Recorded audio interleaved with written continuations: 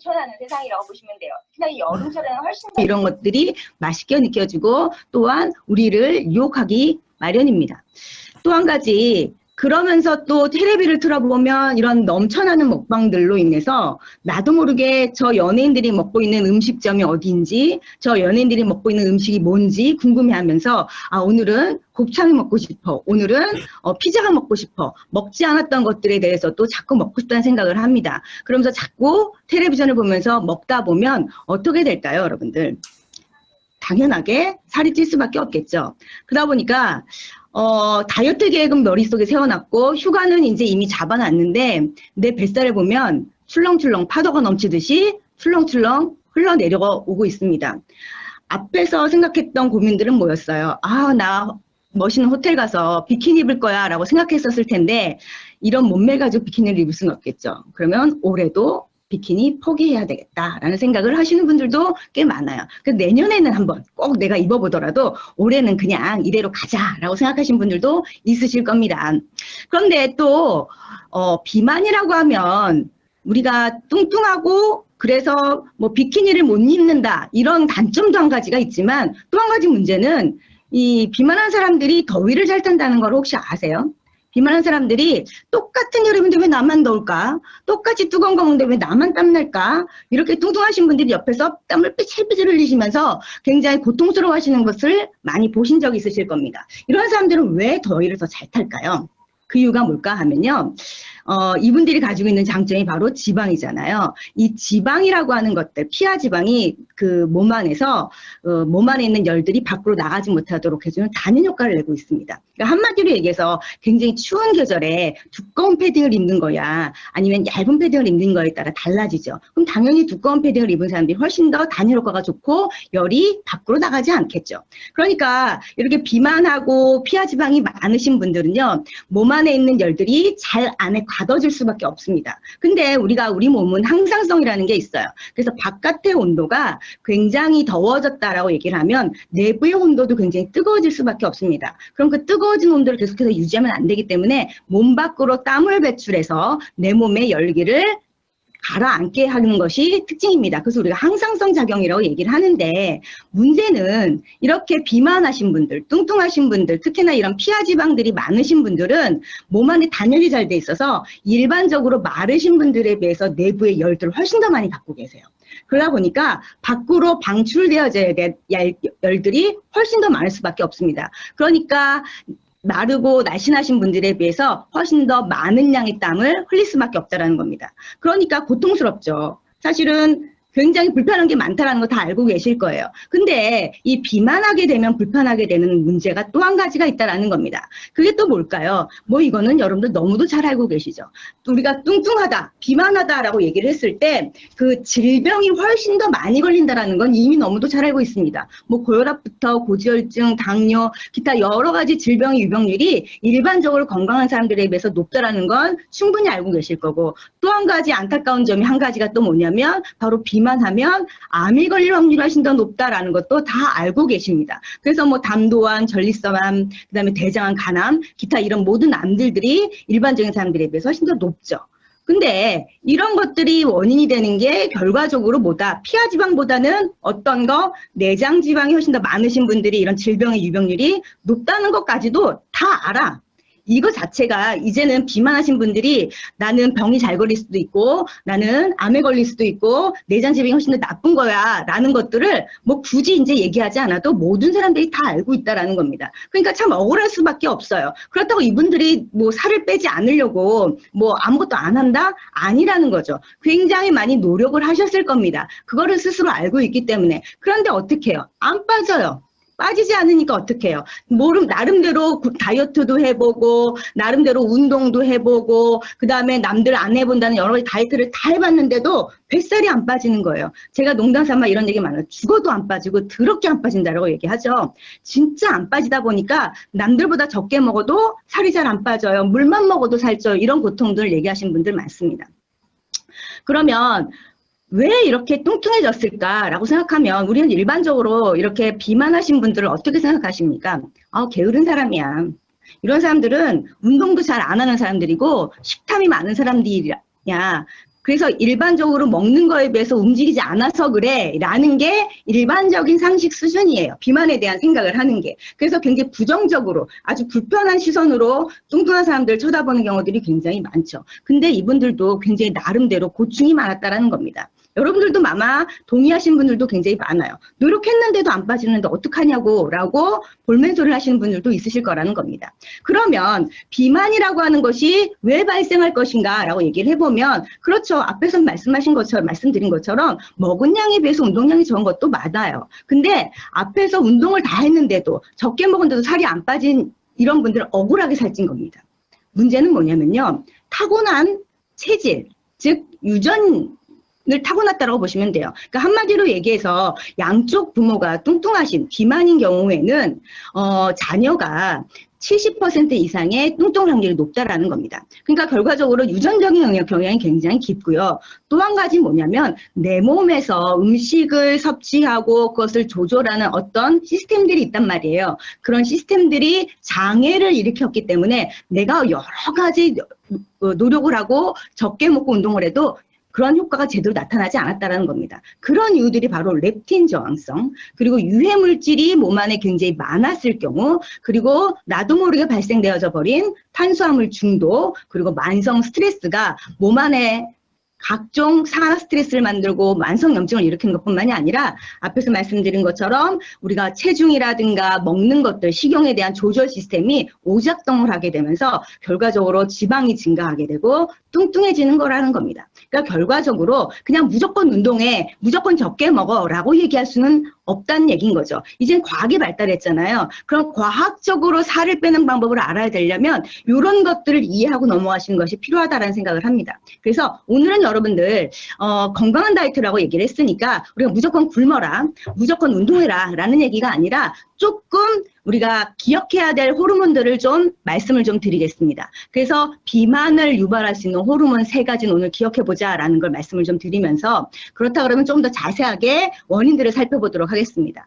그 첫 번째 비만의 원인이 뭘까라고 얘기를 하면 앞에서도 말씀을 좀 드렸지만 탄수화물 중독이 있어요. 우리나라 사람들이 다른 나라 사람들에 비해서 훨씬 더 탄수화물의 양이 많다는 거, 섭취량이 많다는 거 다 알고 계실 거예요. 그러면 탄수화물이라고 하는 것이 있는데 얘를 다른 말로 우리가 뭐라 그러냐면 단맛 중독이라고 불려요. 그러니까 탄수화물이 우리가 일정량, 하루에 어떤 권장량이 있습니다. 예를 들어서 하루에 우리가 권장하는 칼로리가 한 2000칼로리라고 얘기를 해요. 그러면 2000칼로리 중에서 한 60에서 65% 정도가 우리가 탄수화물을 섭취한다고 얘기를 합니다. 근데 그것보다도 훨씬 더 많은 탄수화물을 섭취하고도 그러면서도 허기를 느끼고 식욕이 증가해서 계속해서 단 것이 땡기는 그런 것들을 우리가 탄수화물 중독이다라고 얘기할 수가 있습니다. 그러면 여러분들 지방 중독 들어보셨어요? 단백질 중독 들어보셨어요? 근데 탄수화물 중독은 있어요. 이 두 가지의 영양소에 대해서는 중독이라는 말을 쓰지 않는데 이상하게도 탄수화물이라고 하는 건 중독이라는 말을 표현하고 끊임없이 내 몸에서 갈구를 한단 말이죠.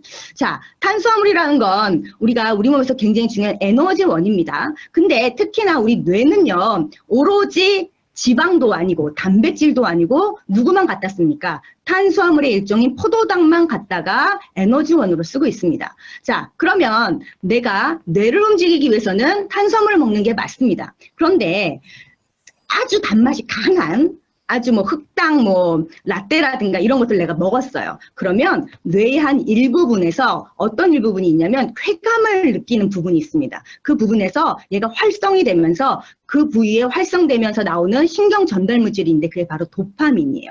쾌감을 느꼈단 말이에요, 뇌에서는. 그러니까 아, 이거 짜릿한데? 이 단맛 아주 기가 찬데? 라는 생각을 하면서 뇌에서는 계속해서 누구를 요구할 수밖에 없을까요? 그렇죠. 탄수화물을 계속해서 요구할 수밖에 없어요. 처음에는 그렇게 단맛이 강하지 않았던 것들도 계속해서 먹다 보면 뭐가 생깁니까? 그렇죠. 내성이 생기죠.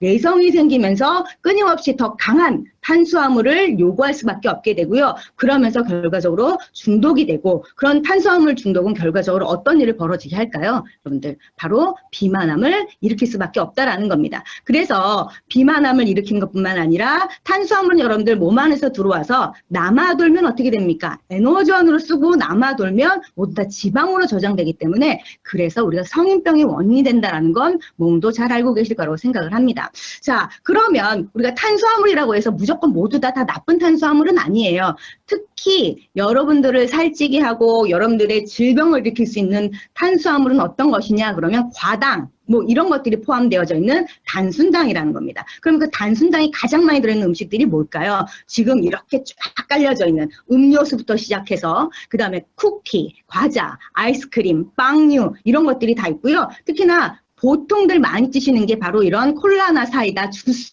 또 한 가지 커피 들어가 있는 설탕 같은 것들이 대부분 우리를 살찌게 하고 또 한 가지 중독을 일으키게 하는 원인이라고 생각하시면 되겠습니다. 자, 그럼 탄수화물이 우리 몸에 들어왔어요. 그럼 제가 기억해야 될 게 한 가지가 있다라고 얘기했습니다. 한 가지 호르몬의 이름을 기억해야 되는데 그걸 바로 인슐린이라고 해요. 자, 옆에 있는 맨 앞에 있는 그림을 한번 보시면 요 위장이 보여지시죠? 그 위장 안에 흘러내려오는 것이 초록색 알갱이들이 있습니다. 이게 뭘까요? 지금 내가 섭취했던 탄수화물이래요. 탄수화물들이 지금 위장을 거쳐서 소장을 거쳐서 우리 몸 안으로 들어옵니다. 내가 맛있게 먹었고요. 이 탄수화물들은 어디로 전달이 되냐면 이제 우리 몸에 흡수가 되면서 바로 혈관으로 가게 됩니다. 그러면 우리가 섭취한 탄수화물은 혈액 속에 녹아져 있기 때문에 그래서 이제부터는 얘의 이름을 뭐라고 불러준다? 혈당이라고 불러준다라고 얘기합니다. 자, 그러면 혈당이라고 하는 것들이 혈액 내에 지금 굉장히 많아졌어요. 이 포도당이라고 하는 이 당 성분들이 굉장히 많아지게 되는데 이 당은 에너지원이 되기 때문에 그 에너지원이 되기 위해서는 어디로 전달이 돼야 될까요? 두 번째 그림을 보시게 되면 세포로 들어가는 것들을 보실 수가 있습니다. 근데 내가 먹은 탄수화물이 무조건 혈관으로 들어오면 바로 다 세포로 들어가는 게 아니에요. 누군가 문을 열어줘야 되는데 그게 누구냐라고 얘기하면 바로 췌장에서 분비되는 인슐린이라고 하는 호르몬이라는 겁니다. 자, 인슐린이라는 호르몬이 누구의 문을 열어줘야 되냐면 세포의 문을 열어줘야지 바로 그제서야 혈관 속에 들어져 있는 포도당, 즉 혈당이 세포 안으로 들어갈 수가 있습니다. 자, 여기까지 이해하셨어요. 그러면 맨 끝에 있는 그림을 보시게 되면 인슐린이 굉장히 힘들게 문을 열는 것을 보실 수가 있으시죠? 문을 열고 있으면 그 혈관 안에서 기다리고 있던 혈당들이 이제 세포 안으로 들어갈 준비를 하고 있다는 겁니다. 그런데 문제는요, 탄수화물 우리가 적당히 먹어주면 이게 아주 원활해질 거예요. 근데 계속적으로 내가 탄수화물을 먹게 되면 혈당이라고 하는 것들은 굉장히 많이 남아돌 수밖에 없어요. 그러면 인슐린이라는 것이 세포의 문을 열어서 에너지원을 전달해 주지만 남아도는 혈당을 또한 어떻게 하냐면 어떻게 한다? 저장한다. 지방으로 저장하는 능력을 갖고 있는 것도 바로 인슐린이 해주는 역할이에요. 그러니까 혈액 내에 인슐린이 굉장히 많아진다는 건 결과적으로 문제가 뭘까요? 내 몸에 혈당이 굉장히 높다는 뜻이고 혈당을 떨어뜨리기 위해서 나온 인슐린이 떨어뜨리기 위해서 들어갈 곳 없는 너무 지금도 많이 들어와 있는 이 혈당들을 어디다 저장해야 될까요? 간과 근육에 저장하는 일들을 계속해서 하게 됩니다. 그러다 보니까 끊임없이 들어온 혈당들 때문에 남아도는 당과 그리고 이미 들어와서 저장되어 있는 지방으로 인해서 지금 갓 들어온 당 성분들은 갈 곳이 없어요. 그러니까 혈당이 떨어지지 않는다는 거죠. 그건 무슨 얘기냐면 인슐린이 더 이상 문을 열어주지 않는다는 얘기예요. 맨 오른쪽에 있는 인슐린이 문을 열어주지 않는 이유는 뭘까요? 그쵸. 앞에서 저장돼 있었던 지방들이 너무 많기 때문에 이제는 얘네들을 버리거나 안 그러면 다른 지방으로 저장할 수밖에 없다라는 겁니다. 그러니까 결과적으로 내가 탄수화물을 많이 먹으면 인슐린이 과잉 분비가 되면서 혈당은 떨어뜨려지지 않고 그러면서 또 한 가지 문제가 뭘까요? 얘네들이 지방으로 저장되는 문제가 된다라는 겁니다. 그러니까 여기서 보시는 혈액 속에 높아진 당을 세포 속으로 전달해주고 에너지를 생산해주는 것도 인슐린이지만 남아도는 당을 지방으로 저장해 주는 것도 바로 인슐린이다라는 건 기억해 주시면 좋겠습니다. 근데 문제가 발생했죠. 그게 뭘까요? 인슐린이 들어온 혈당들을 몸 안에다가 세포에다 주지 않아요. 자, 그걸 우리가 뭐라고 얘기하냐면 인슐린 저항성이라고 얘기를 해요. 그래서 여러분들 기억하셔야 될 건 뭐냐면 탄수화물 중독과 더불어서 바로 더불어 나타나는 증상이 뭐냐? 인슐린 저항성이 나타난다. 즉 내가 먹은 탄수화물이 곳곳에 들어가서 에너지원이 돼야 되는데 얘가 당의 이용률이 떨어지게 되면서 어디로 저장될 수밖에 없어요? 간이나 근육에 저장될 수밖에 없다라는 겁니다. 그리고 우리 몸몸 곳곳, 복부, 몸몸 곳곳에 얘네들이 다 지방으로 저장되는 문제점이 생긴다라는 겁니다. 자, 왼쪽 그림을 한번 도표를 보시게 되면 내가 음식을 섭취했을 때 인슐린이 분비가 되고 인슐린이 분비가 됐을 때 계속해서 들어왔던 당들 때문에 인슐린이 뭐를 해요? 세포에 당을 집어넣지 않습니다. 그러니까 세포가 인슐린을 받아들이지 않고 그러면서 혈액 내에 있는 것은 뭐가 계속해서 유지될 수밖에 없어요? 혈당이 계속해서 높게 유지될 수밖에 없는데 세포는 지금 당을 섭취하지 못했단 말이에요. 혈액 안에만 있는 거지 세포가 먹은 건 아니기 때문에 배고픔을 느끼면서 계속적으로 음식을 요구할 수밖에 없습니다. 그러니까 탄수화물 중독이 결과적으로 누구와 같이 맞물려지냐면 인슐린 저항성과 같이 맞물려질 수밖에 없고요. 또 한 가지 이렇게 쌓여져 있던 인슐린에 의해서 쌓여졌던 지방들은 어디까지 갈 수밖에 없습니까? 지방간으로 쌓이게 되고 그 혈액에 쌓이게 되고 혈관에 쌓이면서 이상지혈증이라고 얘기하는 고지혈증이 생길 수밖에 없으면서 그러면서 혈당은 계속해서 상승되는 악순환이 거듭될 수밖에 없습니다. 그러니까 우선 여러분들이 살을 빼시려면 어떻게 해야 될까요? 운동도 열심히 하고 뭐 안 먹는 것도 중요하겠지만 우선 인슐린 저항성을 떨어뜨려주는 그러니까 한마디로 얘기해서 당의 이용률을 높여주는 것이 굉장히 필요하다는 걸 말씀을 좀 드리겠습니다. 자, 또 한 가지 탄수화물을 과다하게 섭취하면 무슨 문제가 생길까요? 그렇죠. 남아도는 탄수화물은 어디다 다 저장이 된다고 그랬습니까? 간에 저장된다고 얘기를 했습니다. 그러니까 내가 탄수화물을 많이 먹으면 어디도 망가질까요?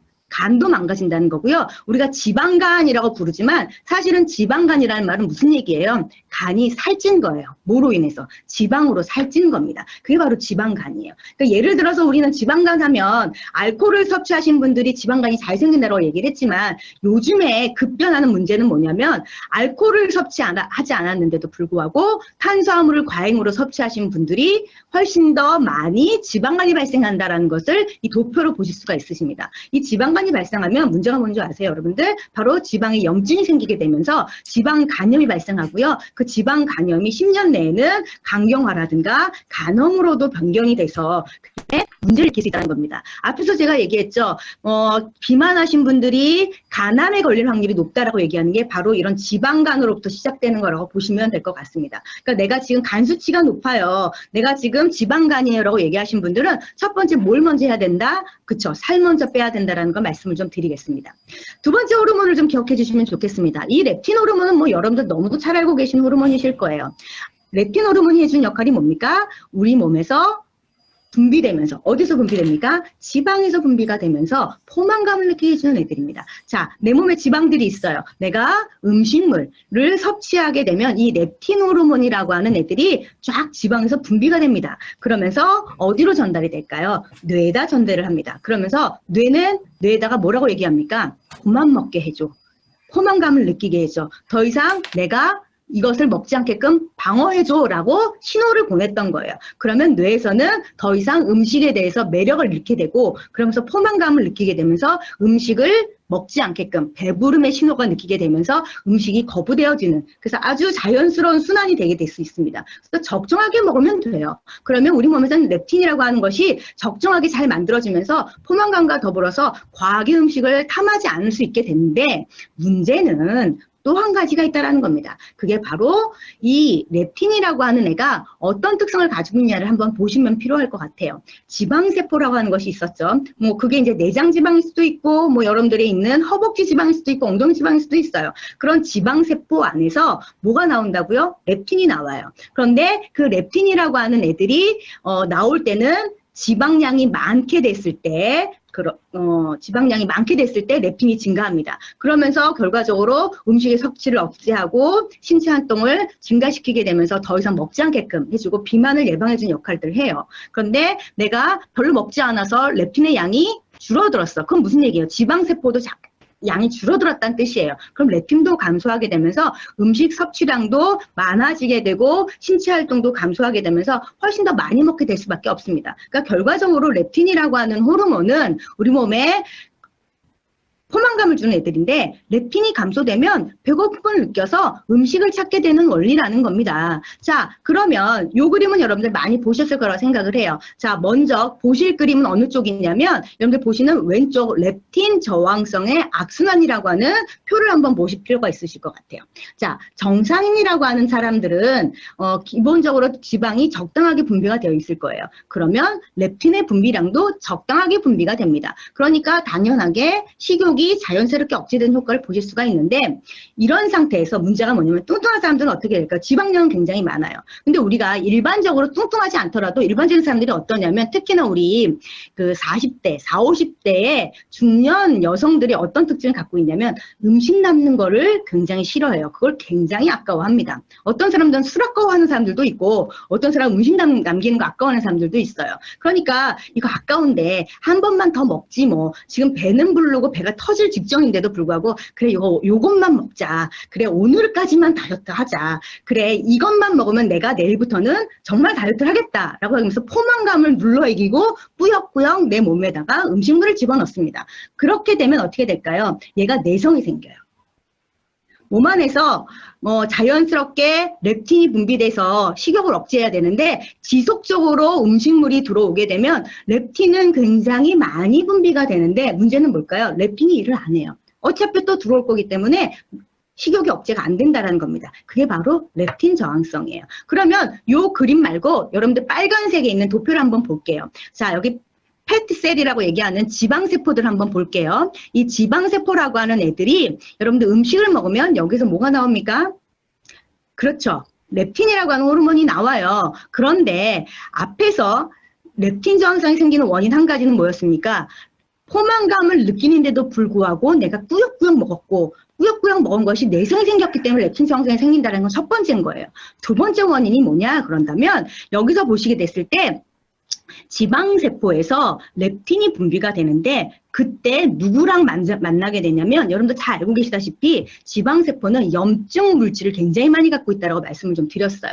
그래서 반응성 단백질이라는 CRP라고 하는 단백질과 렙틴이 딱 결합되어지면 얘네들이 문제가 발생을 합니다. 그러면서 어디에서 통과를 잘 못하게 되냐면 바로 여기 이렇게 보시게 되면 누구랑 만났어요? 렙틴과 염증성 단백질, 그렇죠? 반응성 단백질이 딱 만나게 되면서 어디를 통과하지 못하게 된다는 겁니까? 뇌혈장벽이라고 하는 곳이 있어요. BBB, 여러분들 이 BBB는 좀 기억해 주세요. 뇌에 있는 혈관에 그 장벽이라고 하는 곳이 있는데 거기를 뚫어야지만이 뇌에서 렙틴을 인지하고 포만감을 인식할 수가 있고 그 다음에 그걸 명령을 내릴 수가 있는데 문제는 누구랑 만났습니까? 염증성 물질과 만났어요. 렙틴이. 그러면서 문제는 뭐냐면 뇌에서 렙틴을 인지하지 못해요. 그러다 보니까 내가 많이 먹어도 몸 안에서는 뇌에서는 배부르다는 느낌을 전혀 받을 수 없다라는 겁니다. 그러다 보면 지속적으로 계속해서 꾸역꾸역 먹을 수밖에 없고 내가 더 많은 양의 음식들을 섭취할 수밖에 없는 악순환의 고리를 형성할 수밖에 없다라는 겁니다. 그게 바로 렙틴 저항성이에요. 자, 그러면 여기서 여러분들 기억하셔야 될 건 뭘까요? 렙틴 저항성을 해결하려고 하면 어떻게 될까요? 우선은 음식에 대한 식탐을 버리려면 남은 거는 아까워하지 마세요. 내가 오늘 밥을 먹었는데 이 밥이 너무 맛있어. 오늘 식당을 갔는데 뷔페 갔는데 너무 내가 못 먹었던 것들이 너무 많아. 그런데 이걸 내가 다 먹어주겠어. 다 바닥을 봐주겠어. 라고 다 먹으시면 안 된다는 겁니다. 배가 부르기 시작하면 숟가락을 놔야 돼요. 근데 이거는 정말 간만에 만난 이런 행운이잖아. 그러면서 열심히 먹게 되면 렙틴 저항성이 생기고요. 두 번째 여러분들 독소가 발생하고 몸 안에 염증이 많으면 렙틴 저항성이 생깁니다. 자, 그래서 지방세포 속의 독소, 즉 염증성 단백질과 렙틴이 결합하게 되면 뭐가 발생한다고요? 렙틴 저항성이 발생한다는 거 기억하시면 되겠습니다. 그러면 렙틴이 많이 분비가 되더라도 얘가 제 기능을 못하는 걸 렙틴 저항성이라고 얘기를 하는데 우리가 살찌는 원인을 우리가 대표적으로 이렇게 지방, 고기, 살코기 이런 것들이라고 얘기를 하죠. 그래서 우리가 무조건 고기는 나쁜 거야. 이 고기에 있는 기름은 무조건 다 나쁜 거야 라고 얘기를 하는데 실질적으로 이 단백질 말고 우리가 지방 섭취하는 게 나쁜 건 맞습니다. 근데 여기에 이 고기의 포화지방이 무조건 비만과 염증을 일으키는 것만은 아니라는 거죠. 문제가 뭐냐면요. 이 지방은요. 뭐가 잘 들러붙냐면 독소들이 어마어마하게 잘 들러붙어요. 여러분들 이 소고기를 키울 때, 이 돼지를 키울 때 어떻게 할까요? 얘네들이 잘 병에 걸리지 않게끔 엄청나게 많은 항생제를 투여하고요. 엄청나게 많은 독소들을 얘네들 먹일 수밖에 없다라는 겁니다. 그러니까 결과적으로 이 소와 돼지 안에 들어가 있는 지방에는요, 뭐가 많을까요? 독소들이 굉장히 많을 수밖에 없고요. 내가 이걸 섭취함으로 인해서 지방과 단백질만 섭취하는 것이 아니라 거기에 포함되어 있는 독소들도 내 몸에 들어온다는 걸 기억하시면 되겠습니다. 결과적으로 여러분들 뭐 고기만의 문제는 아닐 거예요. 여러분들 이 식품 첨가물이라고 하는 것들을 어마어마하게 섭취하고 있다는 거죠. 내가 생각하지 못한 곳에서도 대부분의 식품 첨가물을 섭취하고 있는데 여러분들 가공식품이라고 하는 것들은 안 먹는 것이 맞다라고 얘기들을 많이 해요. 그러면 가공식품 안에 있는 식품 첨가물 중에 여러분들 표백제가 들어가는 거 혹시 아세요? 발색제가 들어가신 거 훨씬 더 아시죠? 발색제는 색깔을 내는 것들인데 표백제도 들어간다라는 겁니다. 그럼 뭐 락스 같은 게 들어가는 건가? 그렇게까지 강하게 들어가지는 않겠지만 여러분들 표백을 해주는 원료가 있습니다. 예를 들어서 여기 보시게 되면 이 우엉이라는 게 있어요. 이 우엉의 색깔이 하얀색이 있고 여기 보시게 되면 갈색으로 갈변한 것들이 있어요. 그럼 여러분들 어떤 걸 사실 거예요? 이렇게 썰어놓은 것들을 사실 때는. 그러면 난 갈변된 거 살 거야 라고 얘기하시는 분들 있으시지만 실질적으로 가서는 갈변된 거 안 사시죠. 어떤 걸 사십니까? 저렇게 깨끗하고 하얀색 우엉을 사실 거예요. 그쵸? 그건 뭐냐, 이게 몇 시간이 지나도요, 여러분들 여기에 있는 식품의 색을 제거하기 위해서 사용하는 식품 첨가물인 아황산염이 이렇게 24시간, 48시간 지나도 저렇게 하얀색을 유지할 수밖에 없다는 겁니다. 그러니까 여러분들 알고 있는 건조 과일, 그 다음에 여러분들이 까놓은 여러 가지 야채들, 뭐 껍질을 벗겨놓은 과일들, 이런 모든 것들은 다 이렇게 아황산염이라는 표백제가 들어가고요. 이거 우리가 뭐 섭취하고 있는 이런 포도주 같은 데들도 산화되지 못하도록 얘네들이 또한 아황산염이 또 사용되고 있다는 걸 또 참고적으로 아시면 되겠습니다.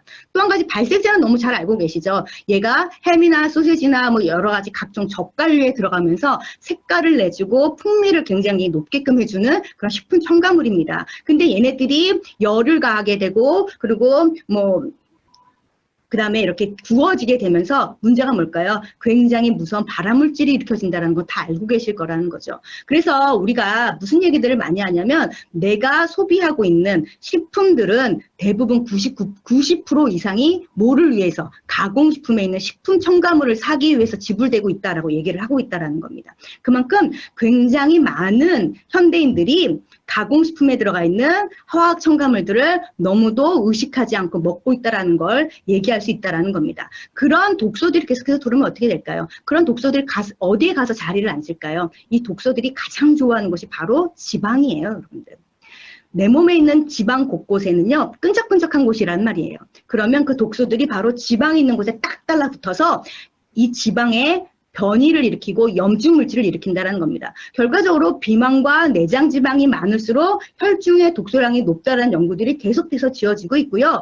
독소가 쌓인 지방세포들은 결과적으로 만성질환, 그 다음에 대사증후군 이런 것들을 계속해서 만들어내는 원인이 될 수밖에 없다는 겁니다. 그러니까 내가 살찌는 것도 문제고 지방 자체가 염증을 일으키는 원인이 되기도 하지만 내가 먹은 식품 첨가물이 또 어디에 들러붙는다는 거예요? 내 몸에 있는 지방과 결탁이 되게 되면서 내 몸에 만성염증을 일으키는 원인이 된다는 걸 기억해 주시면 좋겠습니다. 자, 그러다 보니까 결과적으로 비만과 염증과의 관계는 비만할수록 염증의 수치는 높아진다라는 데이터는 제가 계속해서 보여드렸었어요. 그러니까 뚱뚱할수록 몸 안에 염증이 굉장히 많이 나타난다. 뭐 염증이라고 그러면 뭐 여드름만 나타나는 것이 아니라 각종 류마티스 관절염부터 시작을 해서 뭐 여러분들 알고 있는 뭐 위염, 그 다음에 장염 이런 것들도 다 염증이에요. 그래서 여러분들이 알고 있는 뭐 각막염, 염증이라고 붙는 모든 염들은 이런 비만과도 굉장히 관련이 깊을 수 있다는 걸 말씀을 좀 드리고요. 또 한 가지, 그러면 내가 살을 빼면 정말 염증 수치는 줄어들까요? 라고 질문하신 분들이 있으세요. 그래서 그 논문을 찾아봤습니다. 그랬더니 체중이 굉장히 고도 비만이었어요. 그럼 이분 당연히 뭐가 높을까요? 염증 수치가 굉장히 높을 수밖에 없어요. 그러면 그 염증 수치가 높은 이분이 몇 킬로를 뺐냐면 10킬로를 감량을 했습니다. 그리고 나서 다시 한번 혈액 내 염증 수치를 검사해 봤더니 굉장히 염증의 수치가 감소되는 걸 보실 수가 있으십니다. 그러니까 결과적으로 살찌면 염증 수치는 올라가고 살 빠지면 염증 수치는 떨어진다. 비만과 만성질환의 연관성이 굉장히 높다라는 걸 다시 한번 말씀을 좀 드려야 되겠습니다. 그러다 보니까 여러분들 내가 야채나 과일 위주의 섬유질이 굉장히 많은 식단을 드시는 분들에 비해서 가공식품이 굉장히 많은 거, 인스턴트, 라면, 빵 뭐 이런 것들부터 시작해서 고탄수화물 같은 것들을 같이 섭취를 하시게 되면 문제는 뭐냐면 훨씬 더 체내 독소가 높다라는 걸 보실 수가 있고요.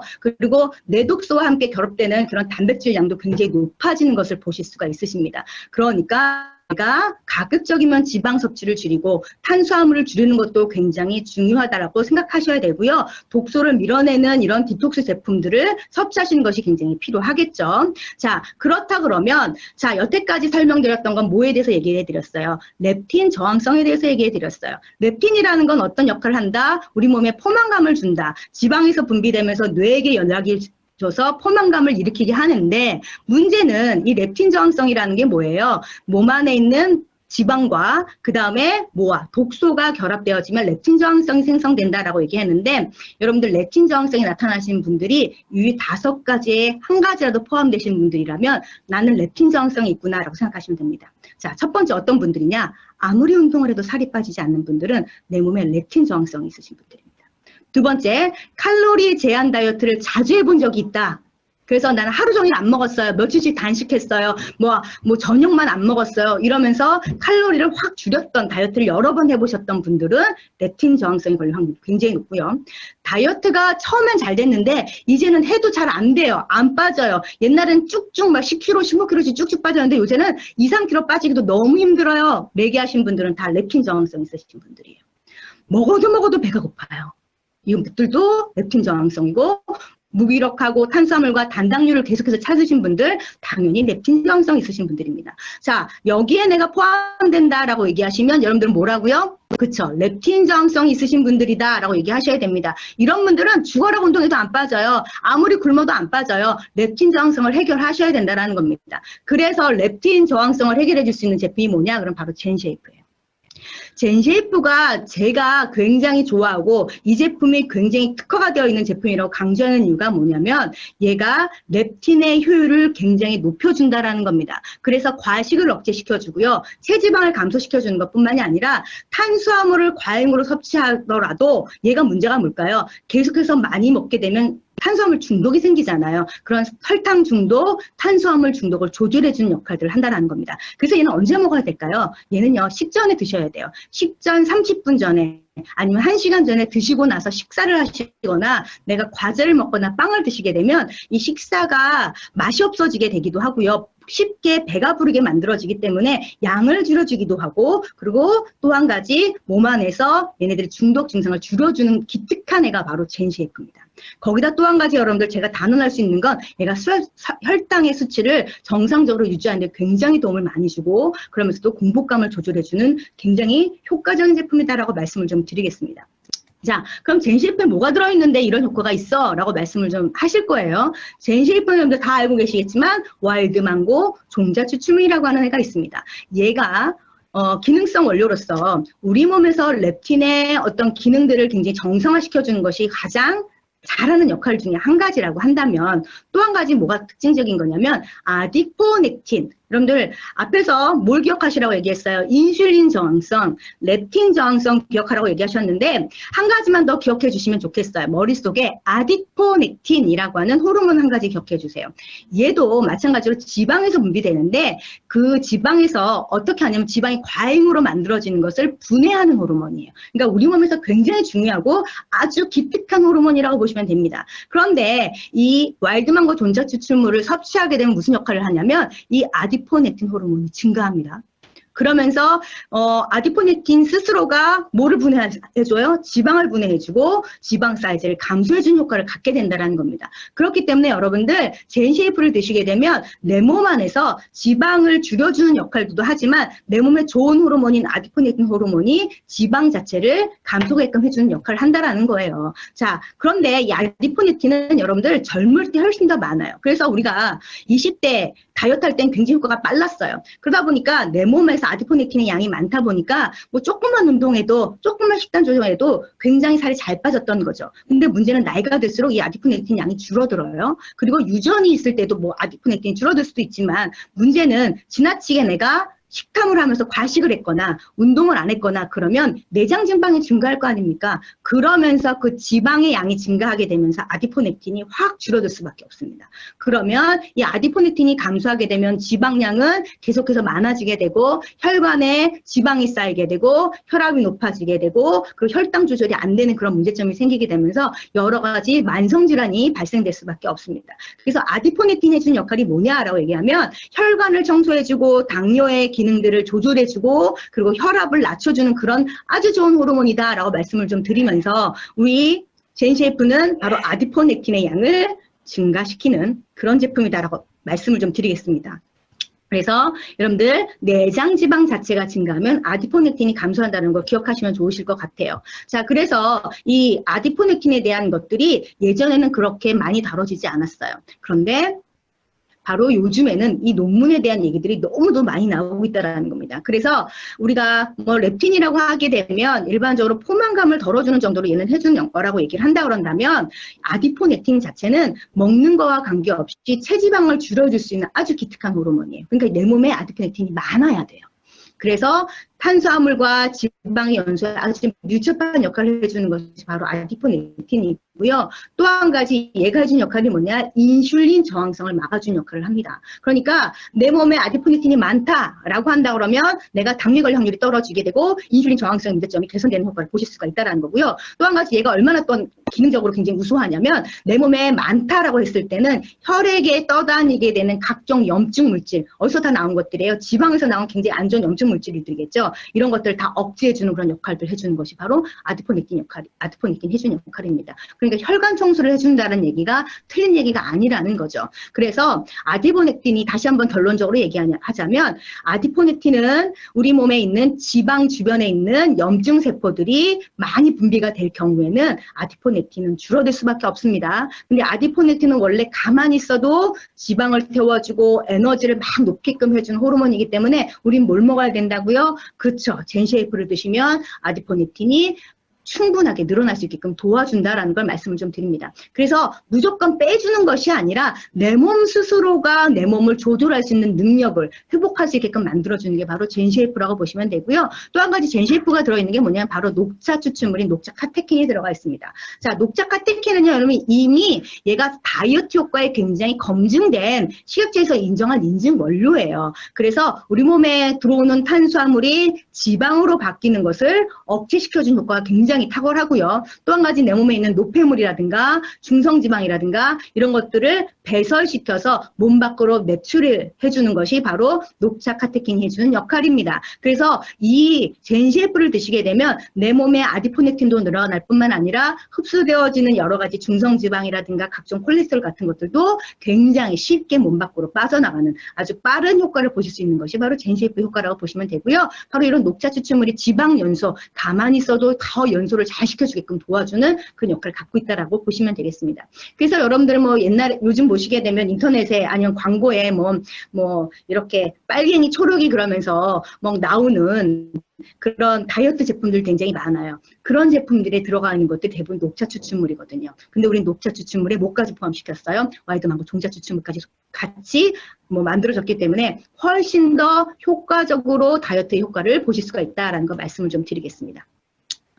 자, 이제 다이어트에 대한 얘기들, 이제 좀 어려운 호르몬에 대한 얘기들을 좀 해봤었는데 우리가 내 몸을 자꾸 들여다보면 예전 몸매가 자꾸 달라져요. 그래서 똑같이 50kg라고 얘기하는데 내가 폐경이 되고 갱년기가 되고 그 다음에 뭐 중년이 되면서 몸매는 굉장히 이렇게 뒤틀어져 버린단 말이에요. 그래서 굉장히 군살들이 많이 붙게 된다라는 겁니다. 그래서 우리가 이런 얘기들 많이 하죠. 아가씨 5호와 아줌마 5호가 다르다라고 얘기합니다. 똑같은 옷을 사더라도 우리가 아가씨들이 입는, 저 이런 말을 하면, 아가씨라는 말 하면 되게 옛날 사람 같아 보이죠. 젊은 학생들이 입는 이런 옷 사이즈를 입으면 이런 우리 40대 이상의 중년들은 굉장히 안 이쁘고 굉장히 뭔가 툭툭 튀어나온 모습 때문에 나 옷 사이즈인데 왜 안 맞지? 왜 예쁘지 않지라고 했던 것들이 바로 이렇게 몸매가 달라지기 때문에 그렇습니다. 그게 뭘까요? 바로 그게 이렇게 출렁거리는 몸에 이런 처진 살들이라든가 이런 지방들이 왜 생겼을까? 몸무게는 똑같은데 그게 바로 근육이 감소하고 호르몬이 감소하기 때문에 나타나는 나이살입니다.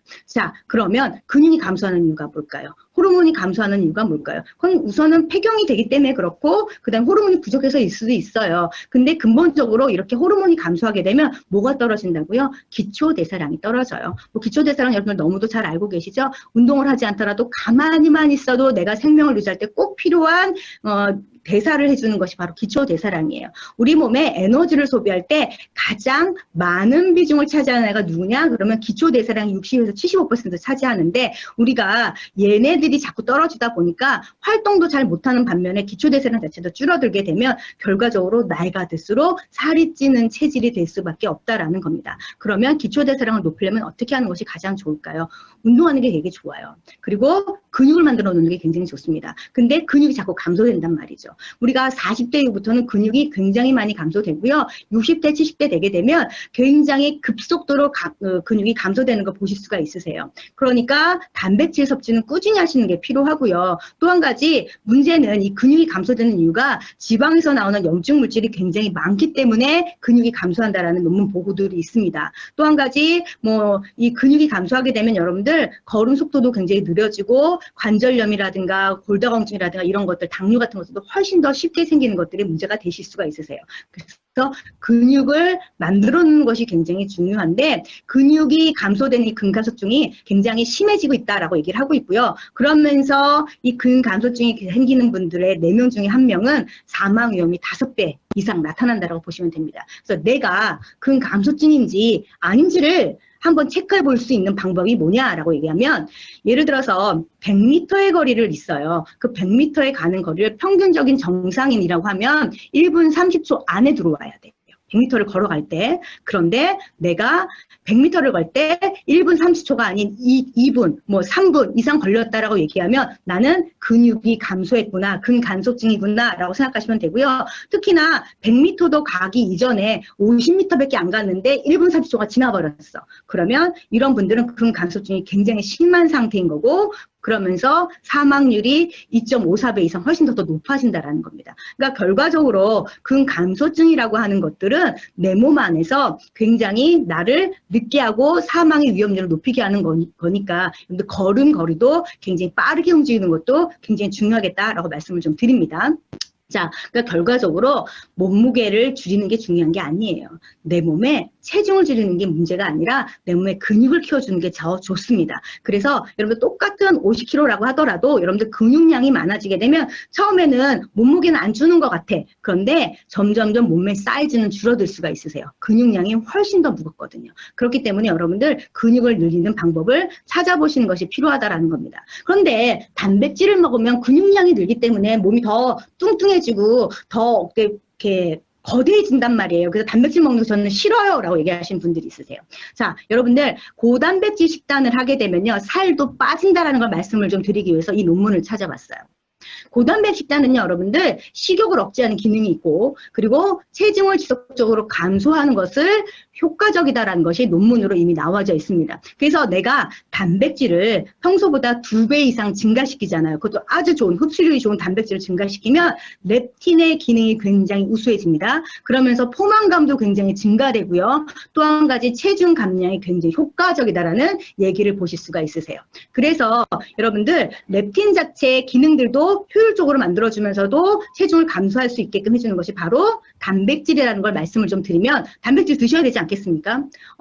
우리 젠피트나 젠프로는 단백질 섭취해서 이거 살 빠지는 건 아니고요. 그냥 근육을 만들어줘요. 이렇게 얘기하시는 게 아니에요, 여러분들. 젠피트를 드셔도요, 여러분들 포만감을 주면서 뭐를 해줘요? 살이 빠지는 감 효과에 상기 효과를 줍니다. 자, 첫 번째, 우리가 아미노산 드링크, 단백질의 가장 기본 단위가 바로 아미노산이잖아요. 아미노산이 다량으로 들어가 있는 젠피트입니다. 얘는요, 여러분들 운동 전에 드셔도 되고요. 또한 어디에서 드셔도 돼요. 운동 후에 드셔도 됩니다. 자, 운동하기 전에 드시게 되면 에너지 상승에 굉장히 효과를 보실 수 있으시고요. 운동 후에 드시게 되면요, 얘는 또 운동 중에 손상되었던 단백질을 다시 보충해주는 역할을 해주실 수가 있으세요. 자, 그러면 어떤 단백질이 들어가 있느냐? 우리가 단백질이라고 하는 애들은 우리가 아미노산이라고 불러요. 그 아미노산이라고 하는 것이 20가지가 종류가 있게 되는데, 특히나 필수 아미노산과 불필수 아미노산이 있습니다. 자, 불필수 아미노산은 뭘까요? 내 몸에서 만들어지는 걸까요? 안 만들어지는 걸까요? 내 몸에서 만들어지는 거예요. 그래서 굳이 먹을 필요가 없어요. 그럼 필수 아미노산은 뭐예요? 내 몸에서 만들어지지 않기 때문에 꼭 먹어줘야 되는 것들이다라고 말씀을 좀 드립니다. 그래서 필수 아미노산이 9가지 다 들어가 있어요. 거기에다가 우리가 손톱이라든가 머리카락을 만드는 시스테인까지 같이 들어가 있어서 10종의 아미노산이 들어가 있기 때문에 여러분들 이거 먹는다고 살찌는 거 아니고요. 이거 먹으면 훨씬 더 여러분들 손톱이 더 잘 만들어지고, 그 다음에 황체도 더 잘 만들어지고, 그리고 피부 노화에도 굉장히 좋을 뿐만 아니라 근육도 굉장히 잘 만들어집니다. 그리고 기분도 굉장히 좋은 세라토닌을 만들어낼 때도 굉장히 좋고요. 그 다음에 숙면을 유도해주는 트리토판이 굉장히 많이 들어가 있습니다. 그렇기 때문에 여러분들 이 젠피트가 바로 여러분들에게 굉장히 건강한 다이어트에 도움이 되실 수 있다고 말씀을 좀 드리고요. 세 번째가 바로 젠프로예요. 이 젠프로 같은 경우는 여러분들 식사 대용품으로 드신다라고 말씀을 좀 드려요. 그래서 뭐 우유라든가 안 그러면 두유라든가 물에 섞어서 드셔도 되고요. 어떤 분이 저한테 질문을 하셨어요. 어떤 분은 우리는 다이어트 하기 때문에 막 살 빼는 게 굉장히 고민인데 어떤 분은 살이 너무 안 쪄서 고민이에요 라고 얘기하신 분들이 있으세요. 그런 분들은요, 식사를 하시고 난 다음에 젠프로를 또 한 번 또 드세요. 그래서 단백질을 보충을 해주는 겁니다. 그러면 훨씬 더 살찌는 데 도움을 받으실 수가 있으십니다. 자, 그럼 우리가 이제 살 빠지는 거에 관심을 두고 있으니까 살을 빠진 효과가 좋은 건 뭐냐? 그러면 우선 근육을 만들어 놓으면 지방 소모량이 굉장히 많아지게 되겠죠. 근데 여러분들 일반적으로 우리가 고기를 먹거나 그러면 뭐가 같이 들어와요? 지방이 같이 들어오고 지방에 붙어 있는 독소까지 먹을 수밖에 없잖아요. 그래서 아주 단백질, 아미노산만을 아주 모아놓은, 필수 아미노산만을 모아놓은 젠프로가 바로 여기 있습니다. 그래서 유청 단백질, 그리고 콩 단백질, 그리고 분리되드 단백 이런 것들이 바로 아주 가수분해 돼서 흡수가 굉장히 빠르고요. 그래서 근육을 빨리 만들어주는 효과를 보실 수가 있으십니다. 그래서 굉장히 단단하게 해주기도 하고요. 또 한 가지 포만감을 주기도 하지만 또 한 가지 여기에 있는 젠프로 안에는 치아씨드가 들어가 있습니다. 그래서 치아씨드가 해준 역할이 뭘까요? 여러분들 불용성 식이섬유예요. 녹지 않아요. 그리고 얘는 물을 빨아들이는 능력이 굉장히 좋아요. 빵빵 불어요. 불다 보니까 어떻게 될까요? 부피가 증가하니까 위에 들어오면 포만감을 지속적으로 주게 되고요. 장에 들어가면 각종 콜레스테롤, 중성지방, 각종 여러 가지 당 성분 이런 것들을 다 몸 밖으로 끌어내는 아주 청소부 같은 역할을 해주는 게 바로 치아씨드예요. 거기다 오메가3라든가 단백질 함량도 굉장히 높은 걸 보실 수가 있으십니다.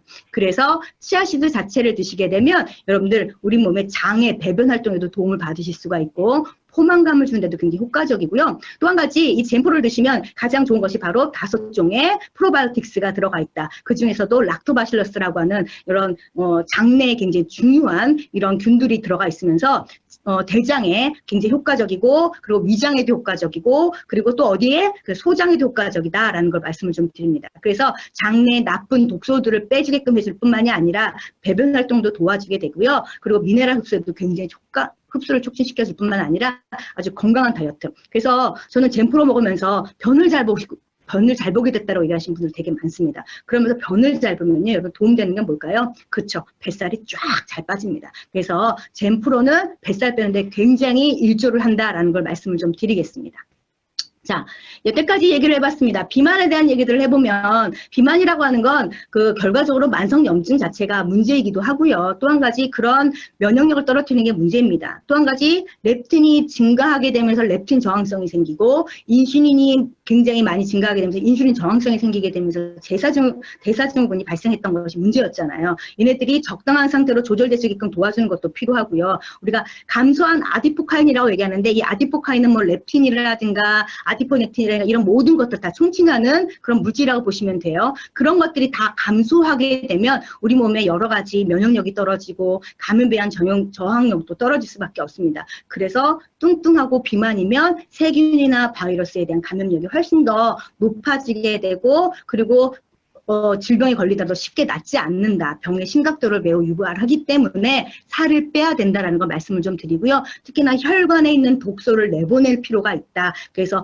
비만한 사람은 어디까지도 살쪄 있다, 혈관도 살쪄 있다라는 건 저번 시간에도 제가 말씀을 좀 드렸습니다. 그런데 여러분들 그것도 있을 것 같아요. 중성지방이라고 하는 거. 그럼 혈관을 청소하려고 하면 중성지방이 껴있는데 그러면 뭘 먹어야 될까라는 고민을 한번 해보셔야 되는데 그러면 여기서 한번 보실게요. 중성지방이라는 걸 우리가 높은 사람일수록 그러니까 예를 들어서 내 몸에 있는 혈관이라든가 아니면 내 몸에 있는 내장지방이라든가 뭐 피하지방이나 이런 지방들이 많은 것들을 우리가 다 중성지방이라고 얘기해요. 이런 지방이 높은 사람일수록 뇌에 렙틴이 가서 전달되는 능력이 높을까요? 낮을까요? 당연히 낮을 수밖에 없죠. 그래서 왼쪽 도표를 보시게 되면 여러분들 중성지방이 높은 사람일수록 어떻게 된다? 뇌가 렙틴을 만나서 포만감을 줄 확률이 훨씬 더 떨어진다라는 걸 보여드리는 도표입니다. 자, 근데 B라고 하는 그림을 도표를 한번 보실래요? 그래서 이 뚱뚱한 사람에게 뭘 먹였냐면 중성지방을 낮추는 약을 먹였어요. 그래서 중성지방을 낮추는 약을 먹였더니 렙틴 수용체가 훨씬 더 비율이 증가하게 되면서 포만감을 훨씬 더 빨리 느끼게끔 해준다는 겁니다. 그게 뭐냐? 무슨 얘기냐? 그러면 뇌 혈관 쪽에 중성지방이 꽉 차 있잖아요. 그러면 내 지방에서 분비됐던 렙틴이 뇌에 어디? 제가 뭘 기억하라고 했냐면 BBB 기억하라고 생각나십니까? BBB가 뭐였어요? 뇌 혈관 장벽이라고 얘기했었습니다. 그 장벽을 딱 가로막고 그 다음에 뇌 안쪽으로 렙틴을 집어넣지 못하게 하는 것이 바로 중성지방이에요. 그러면 뇌 쪽에 있는 중성지방을 녹여야 되겠죠. 그게 바로 중성지방 낮추는 약인데 그 중성지방 낮추는 약이 뭐겠습니까, 여러분들? 어떤 걸까요? 그 약을 먹어야 주면 되게 좋을 것 같지 않습니까? 그게 바로 뭘까요? 그게 바로 오메가3예요. 자, 지금 이 그림이 뭐냐라고 하면 세계 제일의 뚱뚱한 사람이 있어요. 그게 바로 멕시코에 있는 몬테리 출신의 마뉴엘 우랍이라고 하는 굉장히 400파운드 이상 되는 엄청난 고도비만이었는데 이 사람이 잘못하면 죽을 판이었어요. 그래서 이 사람을 살리기 위해서 식단을 존 다이어트라고 하는 식단을 처방을 했는데 거기에 꼭 들어갔던 게 뭐였냐면 오메가3를 고함량으로 처방을 했을 때 이 우립이라고 하는 이 사람이 훨씬 더 그 포만감을 느끼게 하고 훨씬 더 중성지방이 빨리 떨어지게 되고 염증 레벨이 빨리 떨어지고 됐다라는 논문 결과입니다. 그러니까 결과적으로 우리가 다이어트를 하게 되면 렙틴 저항성, 인슐린 저항성 이런 것들도 조절해 줄 수 있는 젠쉐이프라든가 단백질을 공급하는 것도 굉장히 중요하겠지만 여기다 더 한 가지 같이 먹어야 되는 게 뭘까요? 그쵸, 오메가3를 드시면 훨씬 더 효과적이라는 겁니다. 자, 그래서 우리 주네스에는 프리미엄 알티즈 오메가3가 있습니다. 그 이름이 뭘까요? 바로 메토메가입니다. 바로 메토메가를 여러분들 다이어트 하실 때 꼭 같이 드시면 중성지방을 녹여준다라고 하는 것이 가장 특징적이다라고 보시면 됩니다. 자, 오메가3라고 하는 건 EPA, DH라고 하는 것들을 같이 함유하고 있는 애들이에요. 자, 우리가 왜 오메가3라고 얘기하느냐? 불포화 지방산이다. 그러면 굳지 않는다. 그래서 상온에서도 항상 액체이기 때문에 흘러다니기 때문이다. 그리고 얘는 이 오메가3라고 하는 애들은 필수지방산이다. 내 몸에서 만들어지지 않는다. 그러니까 꼭 먹어줘야 된다라는 거 다 아시잖아요. 그런데 먹어야 되는 이유, 그냥 오메가3 얘기했지만 사실 EPA와 DHA는요, 여러분들 입자가 작아요. 다른 지방산들에 비해서. 그래서 아주 작은 혈관이 어디냐면 눈으로 가는 혈관, 그리고 뇌로 가는 혈관은 아주 작습니다. 그런 혈관까지도 다 거침없이 갈 수 있는 지방이 누구냐? 그러면 EPA, DHA인 거예요. 그래서 뇌혈관에 좋고 눈에 좋은 그 지방이 바로 EPA, DHA라는 겁니다. 그러면 얘네들이 눈으로도 가고 뇌로도 가는데 이 뇌로 가는 EPA가 어디를 녹여주겠어요? 뇌로 가는 중성지방을 녹여주니까 누가 좋아지겠습니까? 렙틴이 길이 뚫렸잖아요. 그러면서 BBB라고 하는 장벽을 뚫고 뇌에 들어가서 훨씬 더 빨리 포만감을 일으키게 해준다는 겁니다. 이해 가시겠습니까? 그래서 여러분들 다이어트 하실 때 내가 포만감을 빨리 느끼고 싶다라고 얘기하면 뭘 같이 드셔야 된다? 오메가3인 메토메가를 드셔야 된다라는 겁니다. 그래서 메토메가를 복용해야 되는 사람들은 일반적으로 혈관 질환자, 맞아요. 혈관에 있는 지방들 그리고 뭐 콜레스테롤들 이런 것들을 다 녹여주고 몸 밖으로 빼준 역할을 해줍니다. 그 다음에 뇌기능 굉장히 좋습니다. 그래서 나 기억력이 떨어졌어요. 뇌기능 좋게끔 해주고 싶어요. 알츠하이머를 예방하고 싶어요. 우울증이 있어요. 수험생이에요. 이런 사람들 먹어야 됩니다.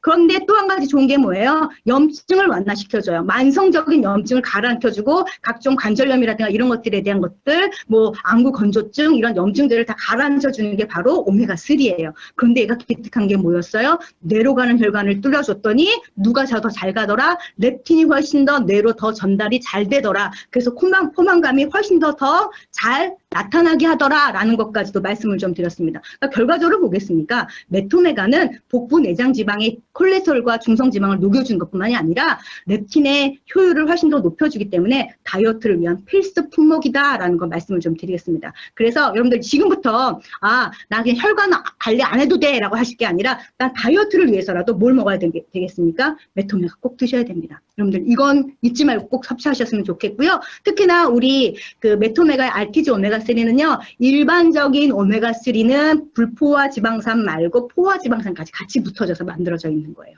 근데 우리는 뭐만 딱 만들어서 만드셨습니까? 오메가3만 이렇게 모아서 만든 것이 바로 RTG 오메가예요. 그러다 보니까 훨씬 더 그 함량도 높고요. 순도도 높고요. 그러면서도 훨씬 더 전달도 잘 된다는 겁니다. 그래서 RTG 오메가3가 DHA, EPA 합해서 1000mg 들어가 있다는 어마어마하게 많이 들어가 있다는 얘기를 제가 계속 강조했다는 거죠.